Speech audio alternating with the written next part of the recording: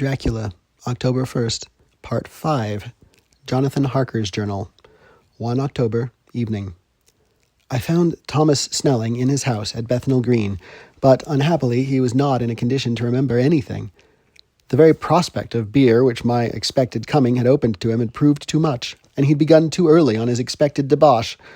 I learned, however, from his wife, who seemed a decent, poor soul, that he was only the assistant to Smollett, who of the two mates was the responsible person. So off I drove to Walworth, and found Mr. Joseph Smollett at home and in his shirt-sleeves, taking a late tea out of a saucer. He is a decent, intelligent fellow, distinctly a good, reliable type of workman, and with a headpiece of his own.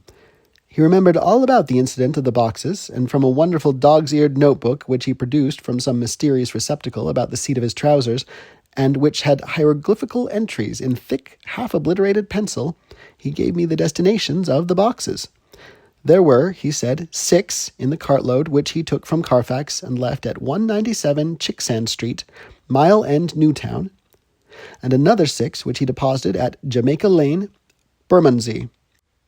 If then the Count meant to scatter these ghastly refuges of his over London, these places were chosen as the first of delivery, so that later he might distribute more fully.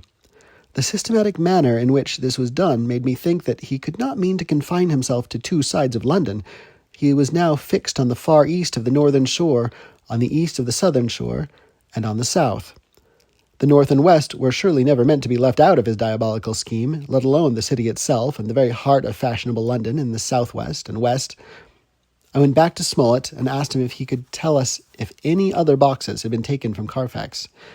He replied, "Well, governor, you treated me werry handsome. I'd given him 'alf a sovereign, and I'll tell you all I know.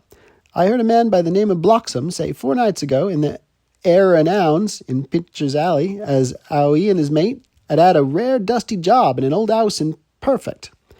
There ain't a many jobs such as this here, and I'm thinking that maybe Sam Bloxham could tell you summat." I asked if he could tell me where to find him. I told him that if he could get me the address, it would be worth another half-sovereign to him. So he gulped down the rest of his tea and stood up, saying that he was going to begin the search then and there. At the door he stopped and said, "Look here, governor, there ain't no sense in me a-keeping you here. I may find Sam soon or I mayn't, but anyhow he ain't like to be in a way to tell you much tonight. Sam is a rare one when he starts on the booze. If you can give me an envelope with a stamp on it and put your address on it, I'll find out where Sam is to be found and post it to you tonight.